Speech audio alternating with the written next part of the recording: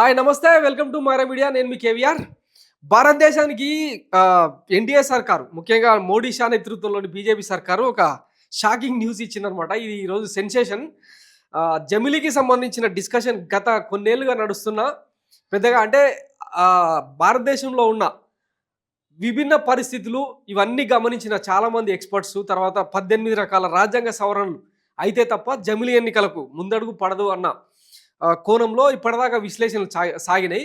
అయితే ఇప్పుడు ఆల్రెడీ శీతాకాల సమావేశాలు జరుగుతున్న తరుణంలో కేంద్ర కేబినెట్ జమిలీకి జై కొడుతూ అప్రూవల్ చేసిందనమాట. ఇక నెక్స్ట్ లోక్సభలో రాజ్యసభలో అంటే లోయర్ అండ్ అప్పర్ హౌస్లలో ఆ బిల్లును ప్రవేశపెట్టడం, ఆ సభ్యులతో ఆమోదింపజేసుకోవడం నెక్స్ట్ తతంగం. దాంతోపాటు భారతదేశంలోని 29 రాష్ట్రాలు 5 కేంద్రపాలిత ప్రాంతాలకు సంబంధించి ప్రతిపక్ష పార్టీల అందరితో కూడా సుముఖత వ్యక్తం చేసుకోవడం వల్ల ఈ జమిలీ ఎన్నికలకు వన్ నేషన్ వన్ ఎలక్షన్స్ అవుతాయా లేదా అన్నది ఒక క్లారిటీ వచ్చే అవకాశం ఉంది. ఈ నెల 13-14 ఇటు లోక్సభలో అటు రాజ్యసభలో బిల్లు పెట్టేందుకు శ్రీకారం చుడుతున్నట్టుగా ఆల్రెడీ ఆదేశాలు ఇండికేషన్స్ కూడా ఇచ్చిన నేపథ్యంలో అలాగే బీజేపీ ఎంపీలకు విప్ కూడా జారీ చేసిందంట ఎన్డీఏ సర్కారు.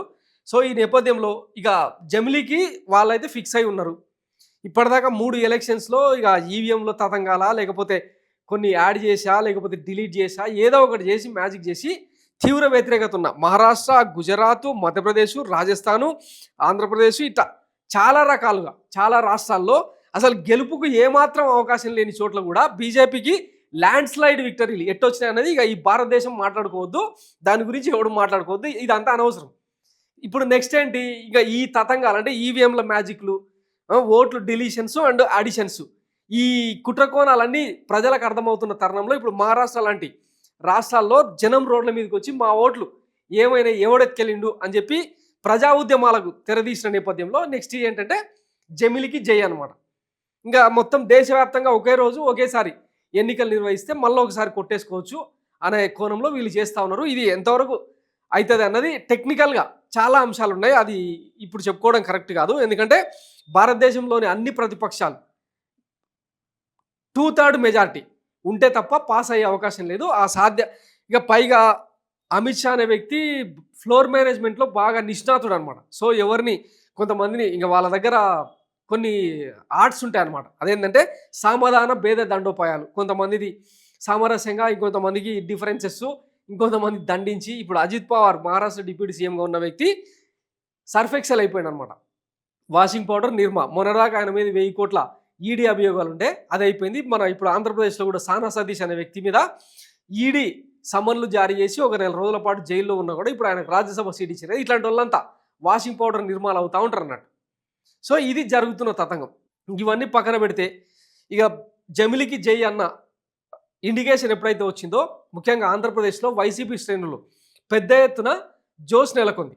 గత కొన్ని రోజులుగా పేర్ని నానితో సహా విజయసాయిరెడ్డి లాంటి వాళ్ళు, ఆఖరికి party chief YS Jaganmohan Reddy సైతం ఈ ప్రభుత్వం మహా అయితే 2.5-3 ఏళ్ళు మాత్రమే, ఇప్పటికే 6 నెలలు గడిచిపోయింది, 2027 నాటికి 27 లాస్ట్ ఎండింగ్ నాటికి జమిలీ ఎన్నికలు వస్తాయి, పార్టీ శ్రేణులు సిద్ధంగా ఉండాలని చెప్పి ఆయన గతంలోనే పిలుపునిచ్చి ఇప్పుడు రేపు గ్రౌండ్లోకి వస్తున్న తరుణంలో రైతు పోరాటాల పేరుతో అన్ని జిల్లా కలెక్టర్లకు వినతి పత్రాలు ఇచ్చే కార్యక్రమాన్ని చేపడుతున్న నేపథ్యంలో ఒక్కసారి అంటే తనను తాను చెక్ చేసుకునే క్రమం కావచ్చు, లేదంటే అసలు ప్రజా వ్యతిరేకత ఏ రేంజ్లో ఉన్నది అన్నది తెలుసుకోవడం కావచ్చు. మొత్తం మీద వైఎస్ జగన్మోహన్ రెడ్డి అధికారం కోల్పోయిన 11 సీట్లకు పరిమితమైన మళ్ళీ జనంలోకి వస్తున్నాడంటే రాష్ట్రం మొత్తం ఆసక్తిగా ఎదురుచూస్తుంది. దీని ద్వారా కూటమి సర్కారుకు ఎట్లాంటి డేంజర్ సిగ్నల్స్ పంపొచ్చు అన్నది రేపటి ఆందోళనతో తెలిసే అవకాశం ఉంది. సో మొత్తం మీద ఇప్పటికే చాలా వరకు కార్టూన్స్, మీమ్స్ ఇవన్నీ వస్తూ ఉన్నాయన్నమాట. ఇంకో పచ్చతమ్ముళ్ళు, జెండా కూలీలు ఇక సర్దుకోవడమే, 2026 చివరిలో లేదా 2027 మార్చిలో ఎన్నికలు వస్తాయి అని చెప్పి ఇక ఇట్లా బాధపడతా ఉన్నారంట. ఇట్లా మీమ్స్ వేసుకుంటా ఉన్నారు. మొత్తం మీద అంటే ఒక పొలిటికల్గా ఒక క్లారిటీ అయితే వచ్చేసింది అందరికీ. జమిలీ ఎన్నికలు రాబోతున్నాయి, బీజేపీ సర్కార్ దీని మీద పంతం పట్టింది.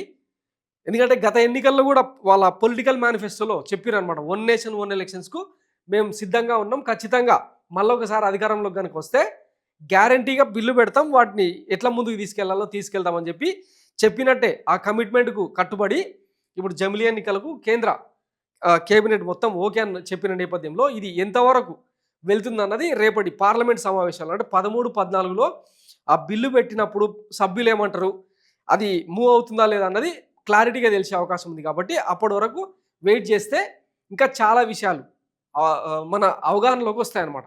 సో దీనికంటే ముందు జమిలీ కాకపోతే, ఈవీఎంలు కాకపోతే ఏ ఎన్నికలు వచ్చినా జరుగుతున్న పొలిటికల్ ప్రాసెస్, ఎన్నికల ప్రాసెస్ చాలా తప్పుడు దారిలోనే నడుస్తుంది. నిన్నగాక మొన్న శరద్ పవార్ లాంటి వ్యక్తులు చాలా బోల్డ్ స్టేట్మెంట్లు ఇచ్చారు. భారతదేశంలో ఎన్నికల వ్యవస్థ చాలా దుర్మార్గంగా, దిక్కుమాలతనంగా పనిచేస్తుంది. ఇట్లా అయితే భారతదేశంలో ప్రజాస్వామ్యం ఎట్లాంటి అవకాశాలు లేకుండా పోతుంది అని చెప్పి చాలా స్టేట్మెంట్లు ఇచ్చిండ్రు. ఆయన ఒక్కడే కాదు, పొలిటికల్ ఎక్స్పర్ట్స్ చాలామంది కూడా అదే అభిప్రాయాన్ని వ్యక్తం చేస్తూ ఉన్నారు. సో దీనికి సంబంధించి అంటే పూర్తి స్థాయిలో చర్చ జరగకుండా జమిలి పెట్టినా ఇంకొకటి పెట్టినా భారతదేశంలో లౌకిక రాజ్యానికి కానీ, ప్రజాస్వామ్యానికి కానీ, రాజ్యాంగానికి కానీ మనం గౌరవించినట్టయితే కాదు. సో వీటన్నిటిని పరిగణలోకి తీసుకొని పౌరులుగా, బాధ్యతాయుతమైన పౌరులుగా ప్రతి ఒక్కరు స్పందిస్తే బాగుంటుంది. ఎందుకంటే మనం వేసే ఓటు ఎవడికో మారిపోయి ఇంకా ఎవడో అధికారంలోకి వస్తుంటే ఎట్లా అవుతుంది అన్నది ఆంధ్రప్రదేశ్ ఇప్పుడు ఒక ప్లే గ్రౌండ్లో మారిపోయిన సంగతి తెలిసింది కదా. గతంలో ఎట్టుండే, ఈ 6 నెలల తర్వాత కూటమి సర్కార్లో ఎట్టుండే అన్నది తెలిస్తే అవగాహన చేసుకుంటే అర్థమైపోతుంది అనమాట. సో ప్రజాస్వామ్య ప్రక్రియలో ఎన్నికల వ్యవస్థ చాలా పారదర్శకంగా, పకడ్బందీగా ఏ ఎన్నికలైనా ప్రాపర్గా నడిస్తే తప్ప ప్రజాస్వామ్యం పాదుగొల్పే అవకాశం లేదు. కాబట్టి ఇది పౌరుల హక్కులకు సంబంధించిన వ్యవహారం, మానవ హక్కులకు సంబంధించిన వ్యవహారం. సో దీన్ని ఆ తీరుగా ఆలోచిస్తే బాగుంటుందని విజ్ఞప్తి చేస్తూ thanks for watching Mara media. నేను మీ కేవీఆర్. Thank you.